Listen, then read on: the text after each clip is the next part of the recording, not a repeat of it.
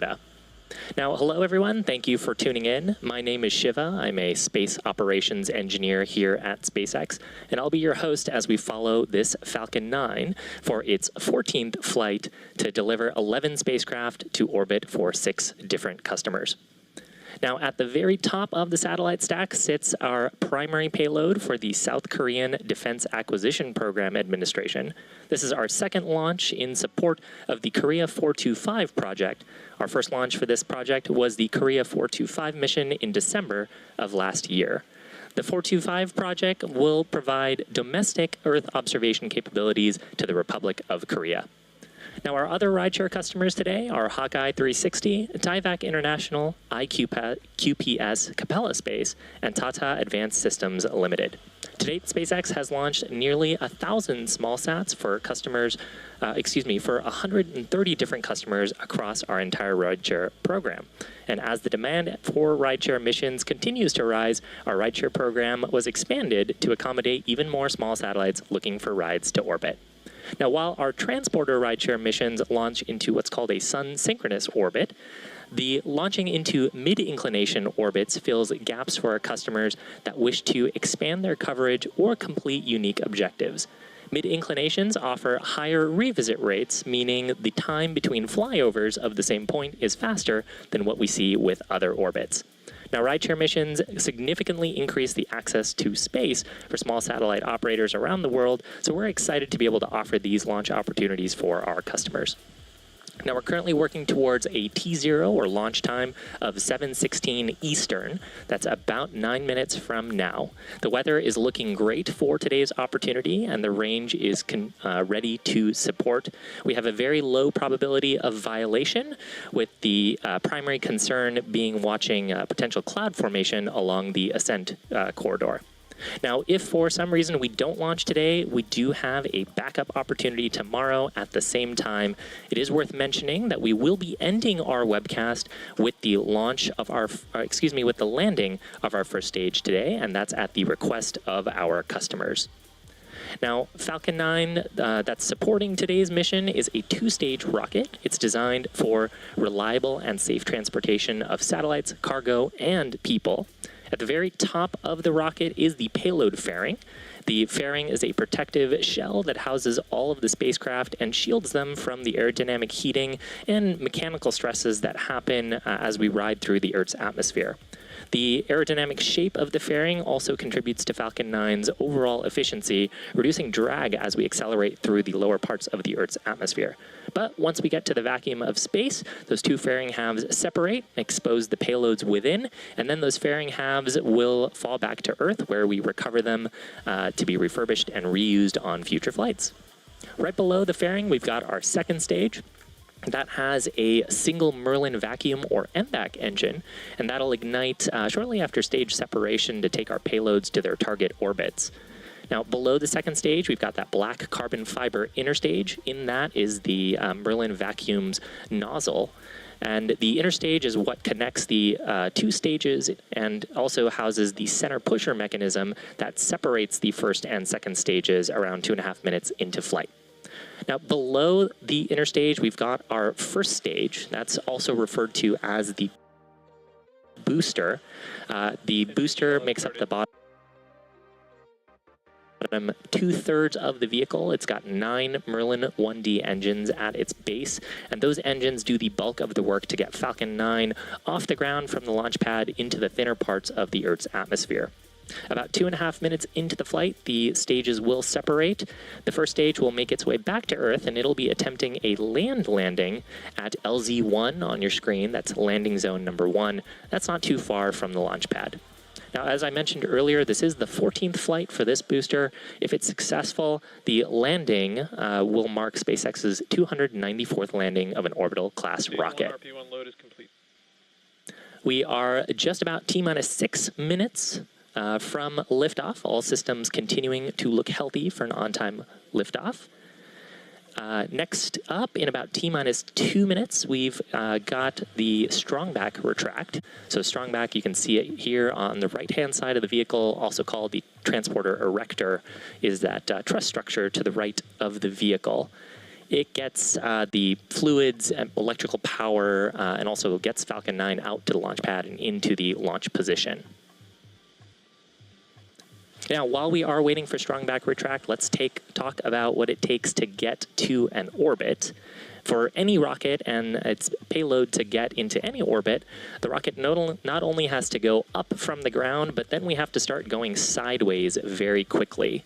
As we ascend, we tilt the engines, that's called gimbaling, and that begins to move the rocket horizontally away from the launch site.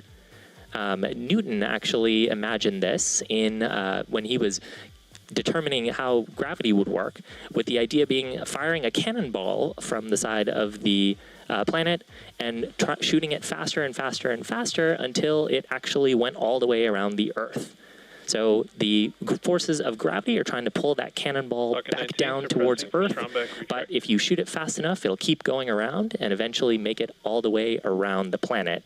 And that's basically what we're trying to do with Falcon 9, except we're using our rocket engines to do so.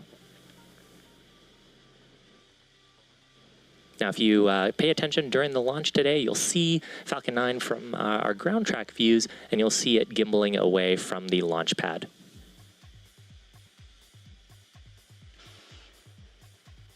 Coming up, next major milestone. Strong back retract has started. There's the call out there for strong back retract starting. So the first activity as part of the strong back retract is we will see the clamp arms opening around the top of the second stage. Here's a great shot of the clamp arms. So fairing at the very top there, there's the clamp arms opening. We'll see the strong back recline away a few degrees from Falcon 9, clearing the way for it to attempt liftoff here in just about 4 minutes.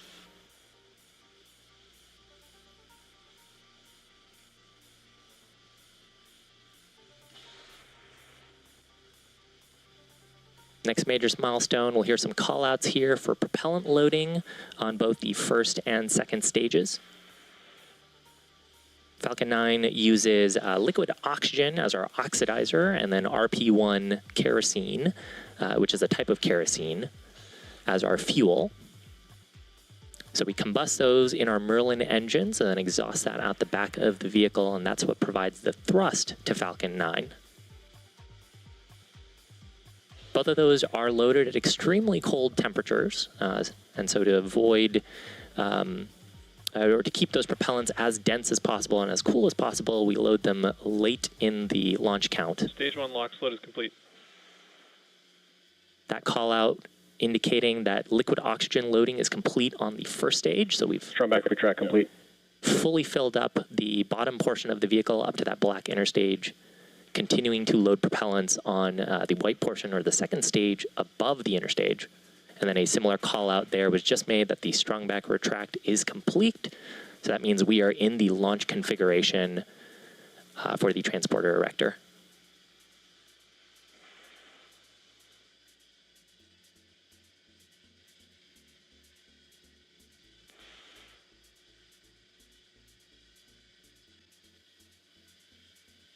Continuing to track good weather for today's attempt.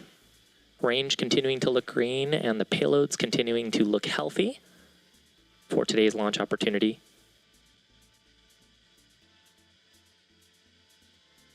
Stage 2 LOX load is complete. So that call out indicating we are fully loaded with propellants, liquid oxygen, and our RP1 propellant fuel on the first stage. We'll see some venting of the lines from the transporter erector. You can see that there. That's totally normal. We're clearing those lines out ahead of our launch. Next major milestone at T-minus 60 seconds. That's when Falcon 9 will transition into startup. What that means is that the flight computers on board the vehicle will have full control of the launch countdown. That coming up at T-minus 60 seconds, and then around T-minus 45 seconds, we'll hear the final go for launch from the launch director for today's launch attempt.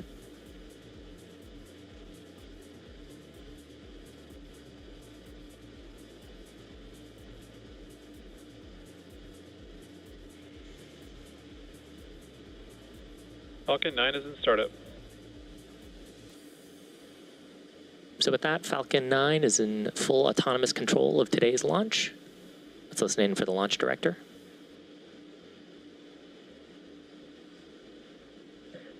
Go for launch. And that call out indicating that the ground team is ready for today's launch attempt. Weather, payloads, and the range all looking great. Let's watch T-minus 30 seconds. as Falcon 9 lifts off to space today.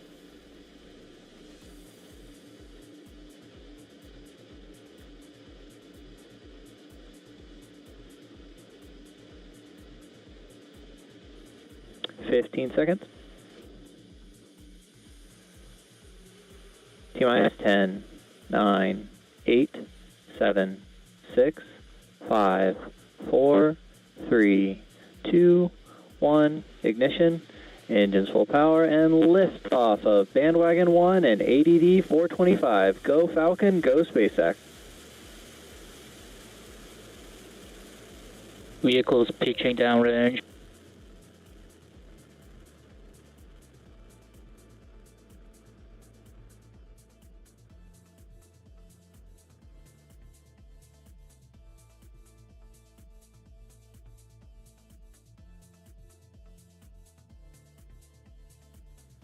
T plus 30 seconds into flight, successful liftoff of Falcon 9 on the Bandwagon-1 mission, carrying 11 customer satellites into orbit today.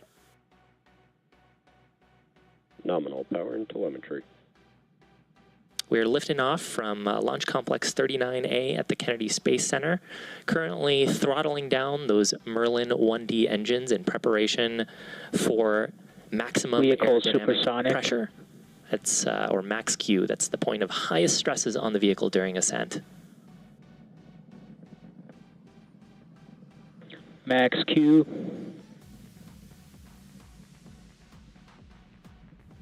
With that, we are through the highest stresses on the vehicle. Falcon 9 will throttle back up those Merlin 1D engines in preparation for the next major milestone.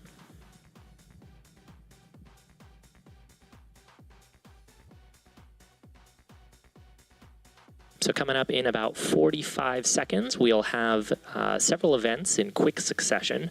The first of those will be MECO, or main engine cutoff. That's where all of those Merlin 1D engines will shut down on the first stage. Then we'll have the stage separation. The first stage, or the booster, is going to do a flip maneuver. While that's happening, the second stage is going to ignite its Merlin vacuum engine, and then the first stage is going to start its boost back burn to go towards landing zone 1 to attempt that landing. So MECO, stage separation, the flip maneuver, second engine start, and then boost back burn. Main engine cutoff. Stage separation confirmed.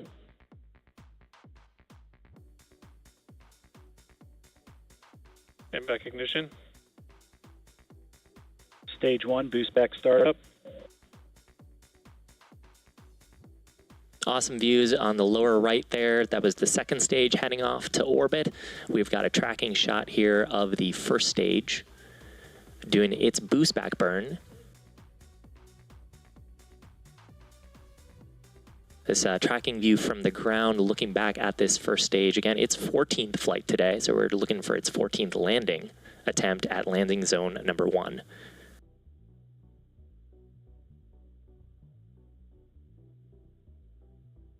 And this is a view from the cameras on board the first stage. We're looking at a shot down towards the engines.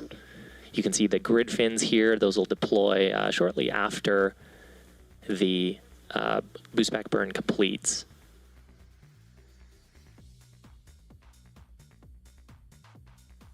And a reminder, the second stage is continuing on its mission, but at the request of our customer, we won't be showing any second stage views today. So we're just going to keep focused on the great views we have of the first stage.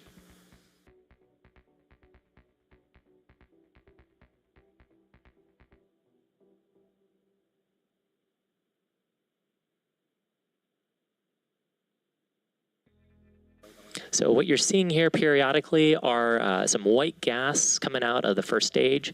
On the right-hand box on your screen are the grid fins deploying. We use the aerodynamic grid fins to get the first stage back towards our landing site. They have aerodynamic control of the vehicle once we get into the Earth's atmosphere.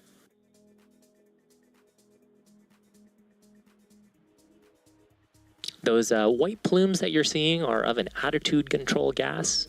We use, those are referred to as cold gas thrusters. So we have some gas stored on the vehicle, and since there isn't very much atmospheric force this high up in the atmosphere, we have to give ourselves little puffs of thrust to orient the vehicle, get the heat shield pointed down, and get the vehicle in the entry attitude to come back towards landing zone 1.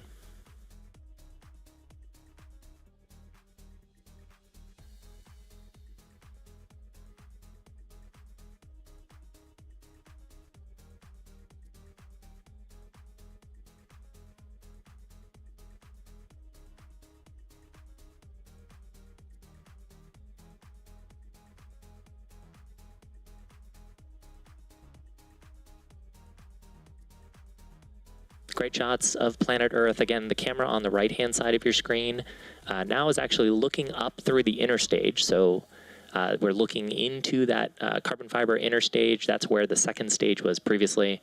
And on the left-hand side of your screen, we've got a ground tracking shot of the first stage making its way back towards landing zone 1, not too far from the launch site at Kennedy Space Center.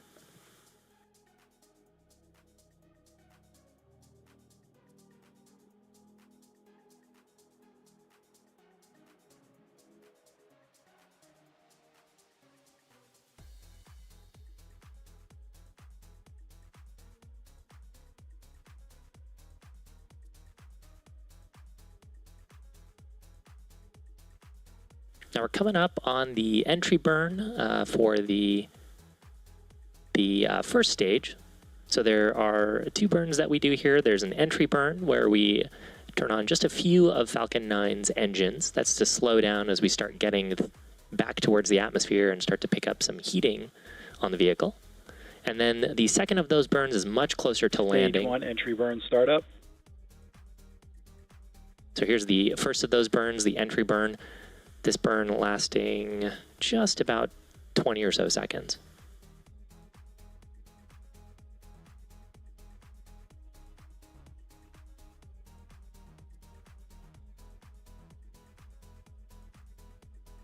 Stage 1 entry burn shutdown.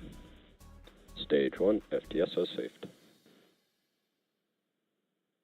And there is successful shutdown of the entry burn.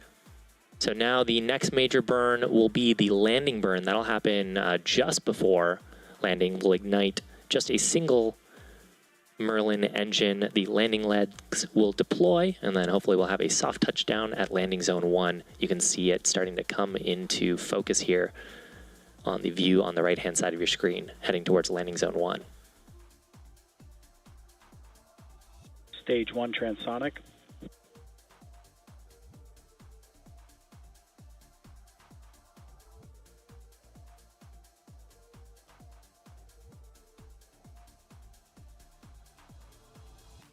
Stage 1 landing burn. Stage 2 FTSO saved. And there's the startup of the single center Merlin engine for landing burn. We'll see the the landing legs deploy here.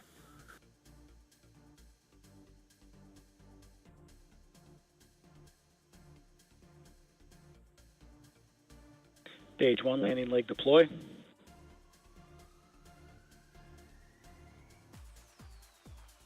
And there is successful landing of our first stage. That marks for the 14th landing on this particular booster, 294th landing of an orbital class rocket. We also heard a call out there for nominal orbit insertion cutoff and then nominal orbit insertion. So that means the second stage is well on its way for the rest of our mission. But with our first stage landed, that's going to bring our webcast coverage to a close for today. If you're interested in learning more about today's payloads and the deployments, please head to our customers' websites to find out more information. And we want to thank all of our rideshare customers today for their support on today's mission, all of our viewers for tuning in. Thanks for joining us today, and we'll see you for the next one.